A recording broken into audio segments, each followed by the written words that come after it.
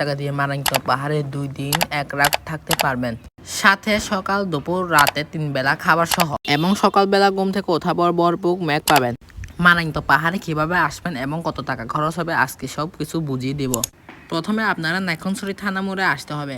এখানে আসার পর সিএনজি এবং টমটম পেয়ে যাবেন। রামু যাওয়ার জন্য জনপ্রতি ভাড়া নেবে 50 টাকা করে।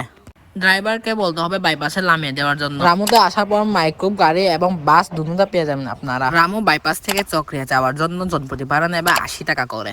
আমরা গাড়িতে উঠে রওনা দিই চক্রিয়ার দিকে। ড্রাইভারটা আপনাদেরকে চক্রিয়া বাস স্টেশনে নামিয়ে দেবে। চক্রিয়া থেকে আলীকদম যাওয়ার জন্য বাস এবং চাঁদের গাড়ি দুটোটা পেয়ে যাবেন। আমরা সবাই টিকিট কেটে আলীকদমের দিকে রওনা। চক্রিয়া থেকে আলীকদম যাওয়ার জন্য জনপ্রতি ভাড়া নেবে 110 টাকা করে। ড্রাইভারকে বলবেন আলীকদম আবাসিক নামিয়ে দেওয়ার জন্য। মারাংতং পাহাড়ে বাইক নিয়ে বা হেঁটে উঠতে হয়, এবং বাইক নিয়ে উঠলে জনপ্রতি ভাড়া নেবে 100 টাকা। মারাংতং পাহাড়ে ওঠার সময় একটা পাড়া আছে, যে পাড়ার নাম মাখাইং পাড়া। এখানে থাকে মৃগরা, এবং মারাংতং পাহাড়ে জীবনেও হেঁটে উঠবেন না। আমরা যে রিসোর্টে যাচ্ছি এই রিসোর্টের নাম মারাংতং হিল রিসোর্ট। বাইক আপনাকে মারাংতং এর চূড়ায় এনে নামিয়ে দেবে। মারাংতং পাহাড়ে শুধু একটা হিল রিসোর্ট আছে। এই রিসোর্টে 2টা পথ হাউস আছে আর 2টা প্রিমিয়াম কটেজ আছে। পথ হাউসের ভাড়া হচ্ছে 4000 টাকা, এবং একটা কটেজে 5 জন করে থাকতে পারবেন। যদি 5 জনের চেয়ে বেশি হন ওনাদের সাথে প্রাইস ঠিক করে ভাড়া নিতে পারবেন। যোগাযোগ নাম্বার আমি ভিডিওতে দিয়ে দিচ্ছি।